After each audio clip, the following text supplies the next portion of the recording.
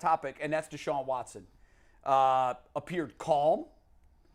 He told the media yesterday that he shared his personal story we have the sound with bite his if you wanna teammates. hear But it. play it. Go ahead. Let's play This it. from This Mary is Kay. This is Watson from Deshaun yesterday. Watson telling his story to his teammates as part of the 4-H's program Kevin Stefanski implemented at camp. Take it. Gainesville, Georgia, 815 Hampton Square, the Session Apartments. That type of situation of, when I was a young kid, I didn't think of the NFL. I didn't know I was going to make it out of high school. My mom being sick and having tongue cancer and not being able to eat solid food ever again. Not having a father figure in my life ever. Probably 27 years, only seeing him 4 times. Different stuff like that is things that people don't really get to hear about. Especially last year has been, the media directing and narrating something else. It's been kind of overshadowed. So having an opportunity to tell that story in front of those guys and look their teammates in their eyes and be able to touch them and let them know how, why I am who I am, is definitely powerful. Kevin said There's a lot there. And we had a long discussion in our chat thread yesterday. Yeah, we did. Amongst all of us. And I know, Earl, you have some pretty strong thoughts on this, so I'm going to start it off with you. Just your overall consensus of what Deshaun said in that soundbite. Man, I'm 1,000% behind Deshaun Watson, if I'm being all the way honest with you, Jay. 1,000% behind him. I think everybody I think he seemed calm. I think he seemed confident. I think he spoke authentically. I think he was as transparent as he could be. We went back and forth there basically, but we could take him behind the scenes a little bit. Bull dropped a tweet in there from somebody, and, the tweet, it kind of pissed me off because how he chose to frame the text of the tweet was nowhere near what Deshaun Watson said. Do we got that? So We actually do. We can show you the tweet because I think here. it'll make sense. Yeah. We need context. we need the context. context of it. And this is Anthony. Pull up the tweet in a sec. Bull sent us this tweet. Bull did not tweet out the tweet. No. Anthony, pull it up. Send it to us for us to look at. Give us 1 second. We gotta find And it again. so I can paraphrase. Basically, the reporter hopped on the one part where he talked about the media decided last year to focus and narrate on something else. Right. Now, there's a lot going on in that piece of it. I think it's telling that there will be reporters that glom on to that. Why? Clickbait. Clickbait. That's what people want. This reporter wants people to click on his tweet. Bull did it. Bull sent it to us. We chatted about it. And here it is. And here it is. Now we're talking about it on the air. Right? But your problem with it was that the reporter decided to highlight that piece of what he said. Here's my thing, and this is just my opinion.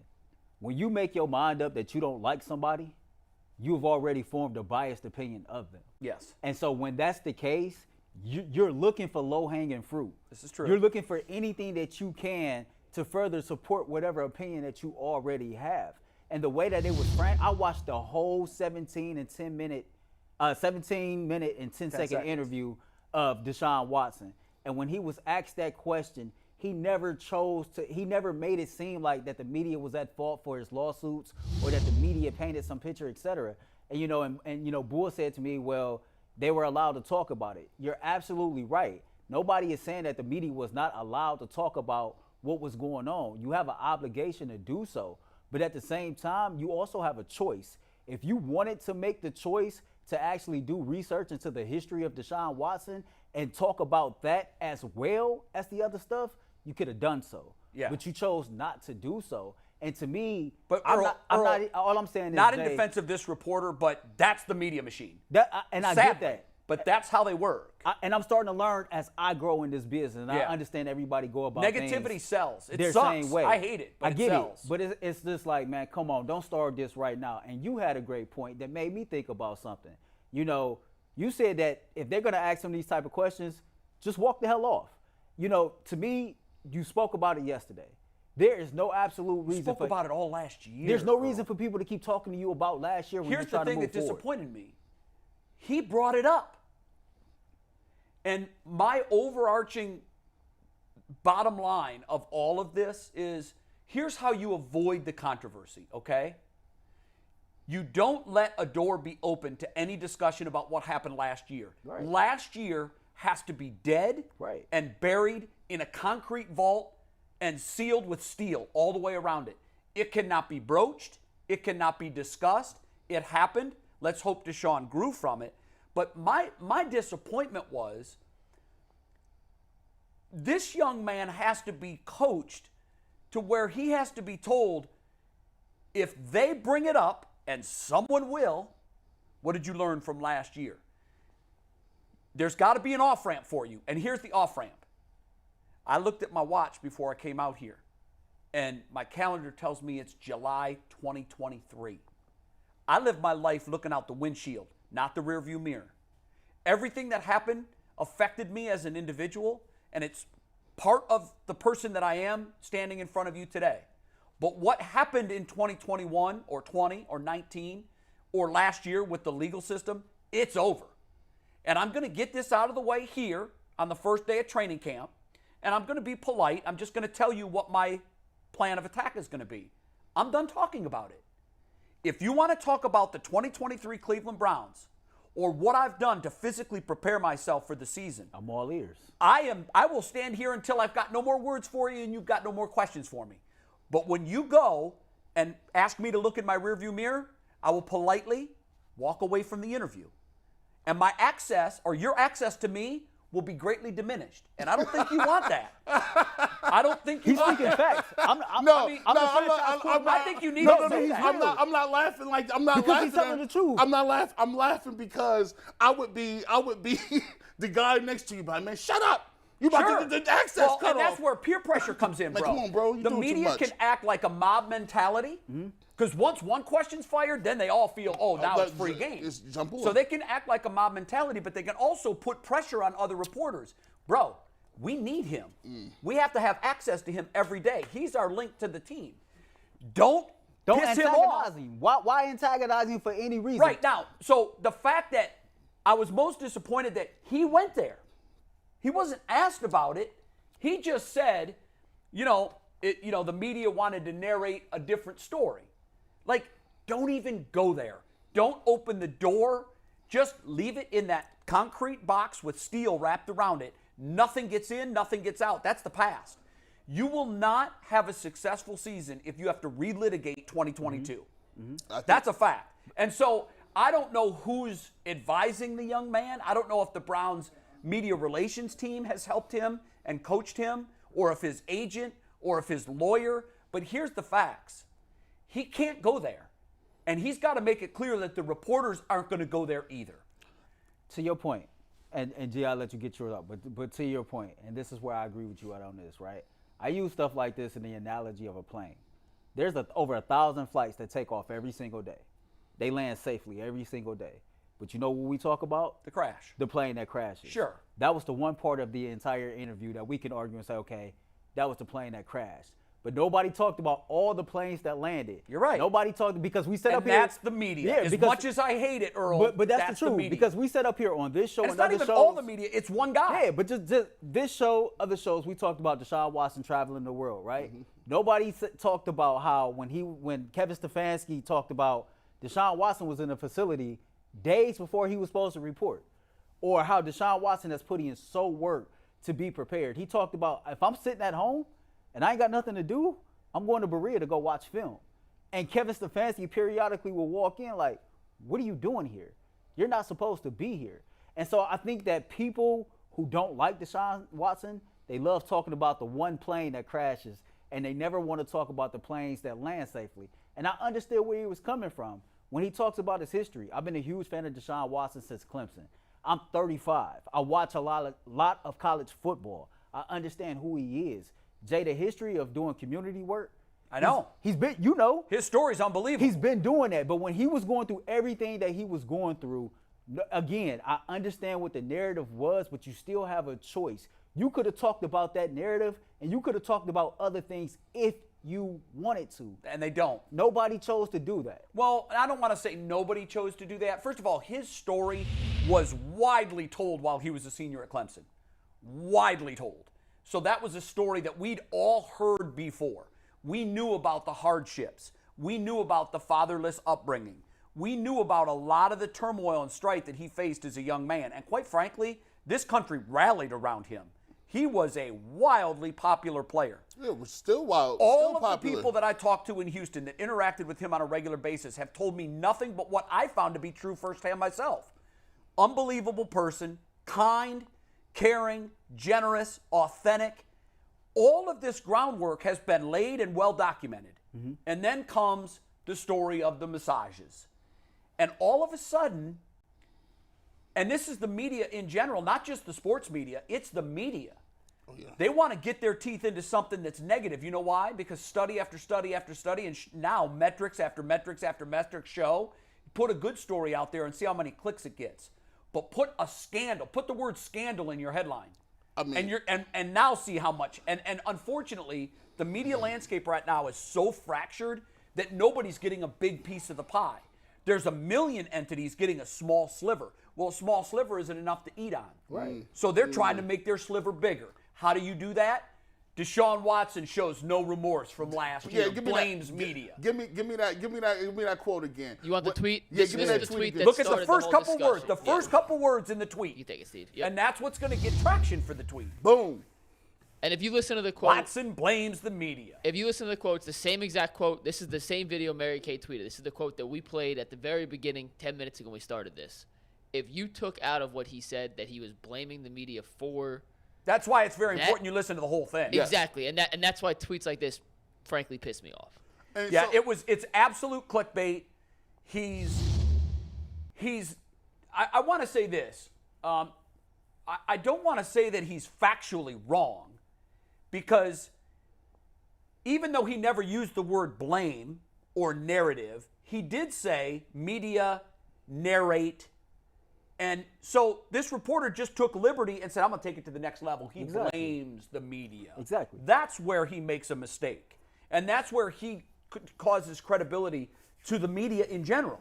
Because our approval rating as a group is 18%, fellas. I mean, There's a reason for that. I got an issue with it. I had an issue with it. I wasn't even in it. I was in the chat. I looked at it and was like, man. Had you seen it before or no? Nah, First like you saw it. I woke hadn't up, seen it either. I He woke said up. he seen my response. Yeah, I seen her responses. I was like, oh man, what y'all talking about over here? So I got into it late. But my thought process when I saw it was, okay, well, I expected the first part, but the second part where he says zero shame, or he didn't learn. Yeah, from how did he get zero remorse out of that comment? for league mandate counseling and treatments? And see, first of all, I got a problem with this. See, when you see these people going off in malls about I want my food, or I'm not gonna wear no mask. You see all these people losing their mind, caught on tape. They gave me a parking ticket. I'm gonna just yell at the cop. These people is out here going crazy, bro. It's calling the cops on people for selling water on the street. What I've learned is there's been this thing where everybody is entitled now, and their individual people think their opinions be counting like that. It's because of social media, G. You see this guy right here? Somebody needs to tell him, it's nice that you wrote this story, and we understand what you were trying to do, but you're not the story, young man, and you will never be the story. We can choose whether or not we click on your story and be outraged. I choose to look at your story and say, it's just another dude trying to get $1. At the end of the day, what you're saying does not matter that much in the scheme of things. It's football season, and I've always tried to tell people, it's a certain thing. The laws of power are this. Sometimes you have to elevate yourself above. And I can understand where Deshaun Watson is mad, because there's this thought process in this country where if you're tried once by a group of people and you let go, then the thought process is you got to prove yourself to each individual person, and you got to prove to them that you're rehabilitated. Well, I'm sorry, bro. Some of these writers need to understand this. He got $238 million. He's going to be rich forever. He's an athlete who has access to a lot of people and women like him. You got to be cool with that, because at the end of the day, that's the reality of it. Some people that's writing these stories, I don't know whether they feel they can virtue signal enough that one day that they'll listen. I'm okay with it. I'm not getting 238. I mean, Jay, he's not getting 238. Earl ain't getting, we okay with it. We like what we do. But if you're going to sit up here and write these stories and you're going to virtue signal all the time and think you can get people riled up, there's a whole lot of stuff that I'm upset about that happens in the news every single day. But then you know what y'all say? They say, G. Bush, can't get mad about everything. Yeah. You can't change that. It is selective outrage. I think, to your point, the virtue signaling, it's easy to say that the 25 women were wronged and he was the accused. And it ends there. He was never convicted. He was never charged. Yeah. These were civil lawsuits, which, by the way, I can bring a civil lawsuit on you right now. It says you assaulted me in the face. And you now I got to prove it. And then you got to wear that. Yeah. Then you have to wear that. And now everywhere you go, case. can you imagine everywhere you go, there's a microphone in your face. What do you have to say about the 25 people that are filing lawsuits against you saying that you punched them in the face? Well, I can't disprove it. I don't know how I'm going to prove that I never punched them in the face. They've got to prove that I did punch them in the face. And by the way, if all of them or any of them had all this proof, why would you settle? Yeah, right. Let's play the long game. I got the proof. And by the way, I think what he's talking about with the thing, and a lot of people at the time didn't want to say this, but it's been proven factual. If you look at the court documents and cases, there are people that blatantly lied. The judge has already told 3 or 4 of these people blatantly lied about why they wanted the money. They wanted money, and they say, hey, he didn't do nothing to me, but I just wanted the money. Now, when you talk about presenting what you want to present, I think half of what Deshaun Watson is saying is, look, some of them could be credible at the end of the day, and we'll go through the litigation on it. But at the end of the day, y'all got to understand something. They made me, to him, I think they made him, and he feels he was made to apologize and to take responsibility Imagine if for you things didn't do it. that he didn't do. And there's a part of society, the media, that demands that you're remorseful and you apologize. Every single time for the rest of your life. And even though you know and was never convicted, you got to wear that. And then every time something happens, they won't let you move on, and they continue to say, well, how remorseful do we want him to look, huh? I mean, if he throws 7 touchdown passes after a game, are y'all going to still want him to be remorseful? Well, you're laughing on the sideline with your teammates. Yeah, because I threw 7 touchdown passes. Well, I mean, it doesn't look like you're really remorseful. You got to do something more for me individually. No, we're not doing that. It'd be one thing if he was provably guilty or he came out and said, you know what, I did some of this and I'm very sorry. But he has steadfastly stood by his story that he's never done anything to any of these women that was either illegal or immoral. If that's his story. And until someone shows me definitive proof that he's lying, then I don't think there's any reason for him to be remorseful or for him to apologize, because you're not going to apologize for being accused of hitting 25 men in the face when you didn't do it. Yeah. And you know you didn't do it. Yeah. So here's guys, I want to kind of make a little pact here amongst us. I'm really done talking about this nonsense. I really am. I want to talk about football. I want to judge this young man on touchdowns and interceptions. We are not a judge and a jury, and we're not fit or equipped, or do we have enough information to judge him on these accusations? And we don't have to do the national media's bidding. No. Like, y'all keep really coming down I here just want to leave it alone. Unless something major happens where we're presented with new information that we've never had, I just think it's nonsense for us to dive in this rabbit hole every time. You know what's funny? And then we'll move on. When I initially sent the rundown out yesterday, it was before our whole discussion on the tweet and the way that was worded. Getting into any of this wasn't actually where we wanted to I know it wasn't. It was from Bull's tweet. And it ended up being, and I think it's good for us to... But I'm good with the dropping it. I think it ended up being a good turn of events to have this conversation we just had today. To put it in a vault and now we're good. And now we're good. And so I'm here to make that pact. The only way I'm going to talk about Deshaun Watson and accusations and 25 women is if we're presented with a new, credible piece of information that we absolutely have to discuss. Other than that, I want to talk about Deshaun Watson, the football player, and nothing else. Yeah. Hey, I'm for it. I'll say this, and I'll move on for it and be totally done, whether he was right, wrong, guilty, or not. We all know as men and as just humans throughout life, if you really dig down and go through your storm, you can grow through the things that you go through. Sure. And one of the things that one of the factors in healing that people always kind of overlook is time. And if he's used his time wisely to grow and be more wise and make better choices, then as time continues to pass, we'll get further away from it. But I'm with you, man. I want to talk about football. I do too. This is one hell of a football player. When we see him at his best, That's exactly right. That's what I want to talk about. That's exactly right. And look, if he's bad as a football player, It's it's our job to talk about him being bad as a football player. We will talk about Deshaun Watson. But if he's great as a football player, it's also our job to talk about how great he is. And that's be all on the I want to field. do. Exactly. Okay. All right,